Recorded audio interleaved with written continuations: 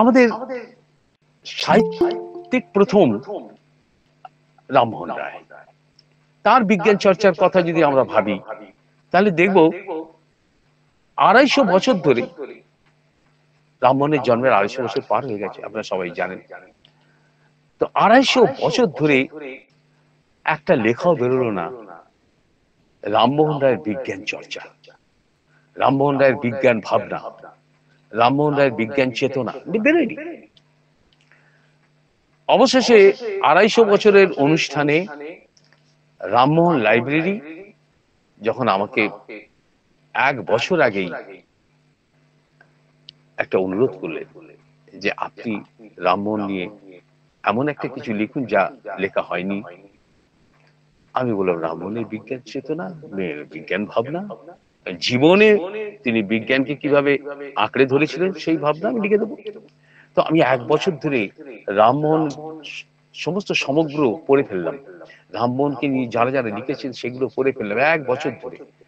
পড়ে আমি রামমোহনের বিজ্ঞান চেতনা, ওদের মানে কমেমোরেটিভ ভলিউমে বেরিয়েছে ওদের 250 বছরে, আমার তার থেকে 2-4টে কথা তুলে নিয়ে আসছি। ও তো দীর্ঘ লেখা, 40-50 পাতা লেখা, আমি 2-4টে কথা তুলে নিয়ে আসছি। দেখুন, রামমোহন রায় সাহিত্যকর্ম করেছেন, সমাজ সংস্কার করেছেন, কিন্তু তার সাথে সাথে বিজ্ঞান চর্চা করবার জন্য শুধু লিখে গেছেন তা নয়, মানুষের দুয়ারে পৌঁছে গেছেন বিজ্ঞান চর্চা, ছেলেদের বিজ্ঞান মনস্ক করে তোলা। তখন মেয়েদের প্রশ্নটা ছিল না বলে ছেলেদের বিজ্ঞান মনস্ক করে তোলা। পরে ধীরে ধীরে বিদ্যাসাগরের পরে আমরা মেয়েদের চেতনা ফিরে এলাম আস্তে আস্তে, সে কথা আসবো না। এবারে সেই রামমোহন রায় প্রথমটা আমি বলি আপনাকে। দেখুন, রামমোহন রায়ের জন্ম হচ্ছে 1772, তিনি মারা গেছিলেন 1833, বিদেশে মারা গেছিলেন, ব্রিস্টলে মারা গেছিলেন। তো সেই রামমোহন রায় 1923 সালে একটা বই লিখলেন, বইটার নাম হচ্ছে পথ্য প্রদান, 261 পৃষ্ঠার বই। বইটা পাওয়া যায়, আপনারা দেখতে পারেন, রামমোহন সমগ্রতে রয়েছে। এই পথ্য প্রদান বইটা লিখলেন কেন তিনি? পথ্য মানে খাবার, প্রদান মানে দান, আর কি সবাই জানেন। অর্থাৎ আমরা কি খাবো, অর্থাৎ আহার বিজ্ঞান, খাদ্য বিজ্ঞান, এই বিজ্ঞানটা অত্যন্ত তিনি পছন্দ করতেন। কারণ তার লক্ষ্য ছিল আমাদের দেশের ছেলেমেয়েরা, আমাদের দেশের মানুষ, তাদের আহার যদি ঠিকঠাক না থাকে তাহলে তাদের স্বাস্থ্যও ঠিক হতে পারে না, তাদের মানসিক স্বাস্থ্য, শারীরিক স্বাস্থ্য কোনটাই তাদের বৃদ্ধি পাবে না। এই কারণে আমাদের প্রথম লক্ষ্য হচ্ছে স্বাস্থ্য বিজ্ঞান থ্রু খাবার, ফুড। এই ফুড বিজ্ঞানের জন্যই তিনি লিখে ফেললেন পথ্য প্রদান বইটা। আমি আপনাদের পথ্য প্রদান বইটার দেখাচ্ছি, আপনাদের কি বলে আখ্যান পত্র যাকে বলে, আখ্যান পত্র আমি দেখাচ্ছি আপনাদের পথ্য প্রদান।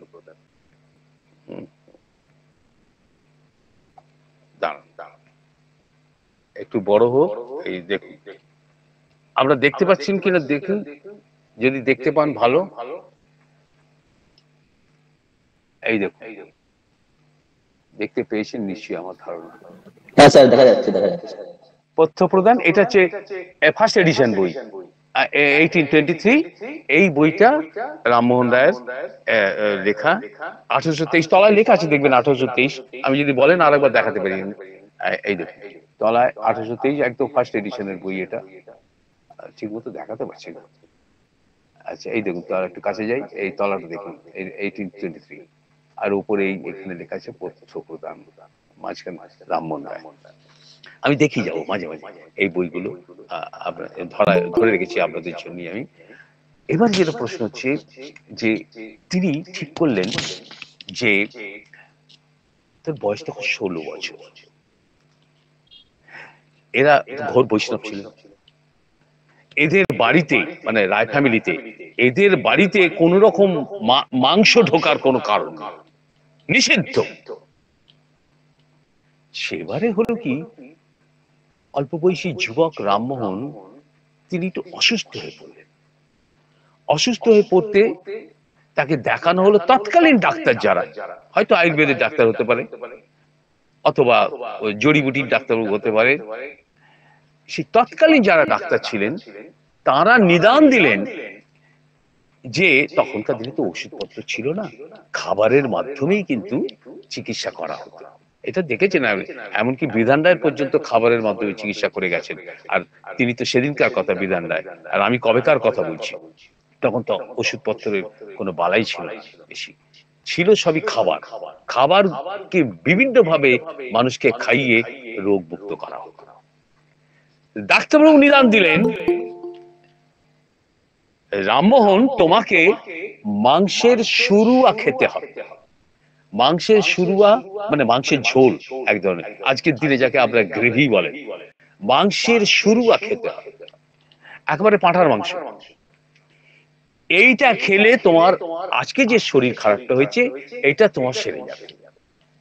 তো উনি মাংস আনিয়ে নিলেন, মাংস আনিয়ে নিয়ে শুরুয়া বানালেন, বানিয়ে খেলেন, খাওয়া শুরু করলেন। 2 দিন 3 দিন খেয়ে গেলেন, কয়েকদিন ধরে খেতে বলেছিলেন। খবরটা চলে গেল রামমোহনের মায়ের কানে। রামমোহনের মা তারিণী দেবী, জানেন সবাই, তাকে ডাকা হতো ফুল ঠাকুরুন বলে। তা ফুল ঠাকুরুনের কানে চলে গেল যে ছেলে মাংসের শুরুয়া খাচ্ছে, আমাদের তো জাত গেলই, আর ছেলেও বোধহয় জাত নষ্ট করলো। ওকে এ বাড়ি থেকে না তাড়ালে এই বংশ নির্বংশ হবে। তিনি আত্মীয় স্বজনের বাড়ি বাড়ি গিয়ে বলে এলেন যে আমার ছেলেটা মাংস ঢুকিয়েছে ঘরে এবং খাচ্ছে, ওকে তোমরা তাড়াও, নইলে আমাদেরই বংশ নির্বংশ হবে। তাড়াতে হয়নি। রামমোহন খবরটা পেয়ে মাকে প্রণাম করে বলেছেন, মা, কাউকে এসে তাড়াতে হবে না, তোমার কথাই রইল। আমি উল্টো দিকে কাছেই আমি যাচ্ছি, সেখানে থাকবো, আর মাংসটা আমার খেতেই হবে, থাকবে। এতে কি বুঝলেন?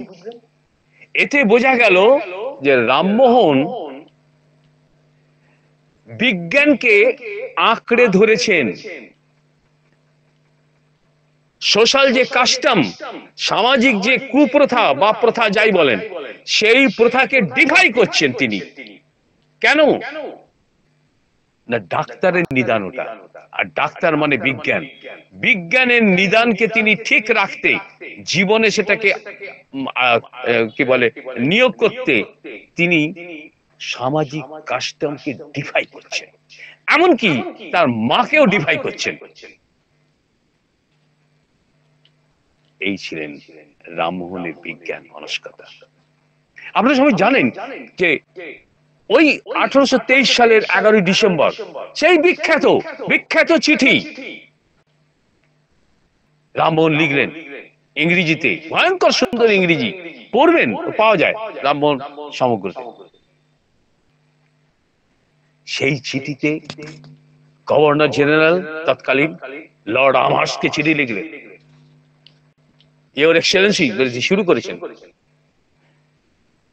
শেষের দিকে তিনি লিখছেন, আপনি যদি মনে করেন এই দেশে আপনি আমাদের অভিভাবক গভর্নর জেনারেল, এবং এদেশের ছেলেরা, তখনও মেয়েদের প্রশ্নটা ওঠেনি, এদেশের ছেলেদের যদি আপনি শিক্ষিত করতে চান, তাহলে আপনি এদেশে ইংরেজি শিক্ষা চালু করুন, বরং সংস্কৃত শিক্ষাকে খানিকটা দূরে রাখতে পারেন আপাতত।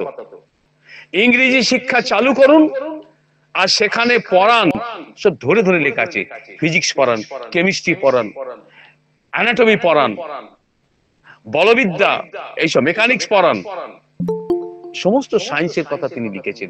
এগুলো আপনি পড়ান। কাকে লিখছেন? গভর্নর জেনারেল চিঠি, বিখ্যাত চিঠি, আপনারা দেখবেন, পরে দেখে নেবেন আপনারা, রামমোহনের সমগ্র, রামমোহন জীবনীতে রয়েছে। তিনি লিখলেন, লিখে এও লিখলেন, আপনি যদি মনে করেন এতে কিছু পয়সা খরচ হবে, তো আপনারা যে পয়সা ধরেছেন আমাদের শিক্ষিত করার জন্য, তার মধ্যে থেকেই খরচ করুন। আপনি যদি মনে করেন, এও লেখা আছে, আপনি যদি মনে করেন এইসব শিক্ষা দেওয়ার জন্য শিক্ষকের অভাব আছে এদেশে, আছে তো বটেই, তাহলে আপনি আপনার দেশ থেকে শিক্ষক নিয়ে আসুন, আমাদের পড়ান, ইংরেজিতে পড়ান। আপনারা সেই শিক্ষা পেয়েছেন যে শিক্ষায় আপনারা বিজ্ঞানকে প্রতিষ্ঠা করেছেন সব সময় সর্বদা, এই জন্য আপনারা অনেক এগিয়ে গেছেন। আমাদের একটু বিজ্ঞান শিক্ষা দিন। এইভাবে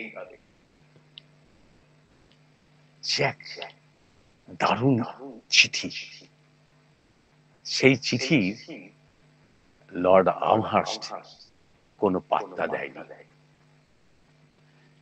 নলিনী দাসকে চেনেন আপনারা? সত্যজিৎ রায়ের পিসিমা নলিনী দাস, যিনি সন্দেশের এডিটর ছিলেন একসময়, তিনি রামমোহন রায়কে নিয়ে লিখেছেন, একটি বই লিখেছেন, সেও রয়েছে আমার কাছে। তাতে তিনি লিখছেন, এই চিঠির কোনো উত্তর দেয়নি লর্ড আমহার্স্ট, বোধহয় ও ওয়েস্ট বক্সের ঝুড়িতে ফেলে দিয়েছিলেন। বুঝতে পারেনি রামমোহনের পরিকল্পনা, রামমোহনের দূরদৃষ্টি বুঝতে পারেনি। তাই কখন বুঝেছে? 1837-38। কেন বুঝেছেন না? তখন আসছেন আরেকজন, এসে গেছেন, ঢুকে গেছেন ভারতবর্ষের মাটিতে আরেকজন ঢুকে গেছেন ডেভিড হেয়ারের সঙ্গে। ডেভিড হেয়ার তো আগেই ঢুকে গেছেন, কিন্তু তিনি ঢুকেছিলেন ইংরেজি শিক্ষাকে এদেশে অপশনাল নয়, একেবারে সরাসরি ইংরেজি শিক্ষা শিক্ষিত করবার জন্য। তার নাম আলেকজান্ডার ডাফ সাহেব। আমি আসবো তার কথা। 1830 সালে তিনি চলে এলেন ভারতবর্ষে, মানে কলকাতায়। কেউ বুঝতে পারেনি রামমোহনের সেই আরতি, কেউ বুঝতে পারেনি। ইংল্যান্ডে জন্মেছিলেন একজন বিখ্যাত বিজ্ঞানী, বিখ্যাত দার্শনিক, বিখ্যাত সাহিত্যিক, একই অঙ্গে এতগুলো তার রূপ। তার নাম ফ্রান্সিস বেকন। ফ্রান্সিস বেকন, মনে রাখবেন তার জন্মসাল মনে রাখতে কোনো অসুবিধা নেই। রবীন্দ্রনাথের ঠিক 300 বছর আগে জন্মেছিলেন তিনি। রবীন্দ্রনাথ জন্মেছিলেন 1861, ফ্রান্সিস বেকন জন্মেছেন 1561, 1561 সালে। বেকন মারা গেছেন 1626 সালে। এই বেকন ছিলেন বলেই আজ ইউরোপিয়ান কান্ট্রিজ গুলো আজকে সকলে এগিয়ে গেছে, ধীরে ধীরে ক্রমশ এগিয়ে গেছে। কেন? বিজ্ঞান। বিজ্ঞানকে সামাজিক কাজে, জীবনের কাজে যদি অ্যাপ্লাই না করতে পারি, আমরা কোনোদিন এগোতে পারবো না। এই ছিল ফ্রান্সিস বেকনের কথা। ভারতবর্ষে এইরকম একজন ফ্রান্সিস বেকন জন্মালো না কেন? যিনি একাধারে সাহিত্যিক, একাধারে বিজ্ঞানী, একাধারে দার্শনিক, জন্মালো না কেন? কে বলেছে জন্মায়নি? কে বলেছে? ওই তো জন্মেছে, ওই তো দেখা যাচ্ছেন ফ্রান্সিস বেকন, ভারতের ফ্রান্সিস বেকন। তিনি রাজা রামমোহন রায়। আমরাই বলেছি রাজা রামমোহন রায় হচ্ছেন ফ্রান্সিস বেকন। সুতরাং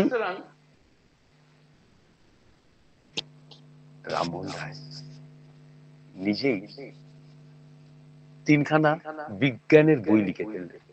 আপনি ভাবুন, রামমোহন রায় একজন সাহিত্যিক, সমাজ সংস্কারক, তিনি বিজ্ঞানের 3টে বই লিখছেন। একটি বইয়ের নাম জাগ্রাহী, জিওগ্রাফির মতন করে তিনি লিখেছেন জাগ্রাহী। দ্বিতীয় বইটির নাম হচ্ছে খগোল, বাংলা বই কিন্তু খগোল, এটা অ্যাস্ট্রোনমির বই, হাত দেখা না কিন্তু অ্যাস্ট্রোনমির বই। আর 3 নম্বর বইটির নাম হচ্ছে জ্যামিতি, জিওমেট্রি। এই 3টি বই বিজ্ঞানের বই তিনি লিখে ফেলেছেন। আমি আর এই বিষয়ে যাব না, অনেকক্ষণ বলা যায় রামমোহন নিয়ে। আমি রামমোহন ছেড়ে আমরা চলে আসবো তারপরেই যিনি আছেন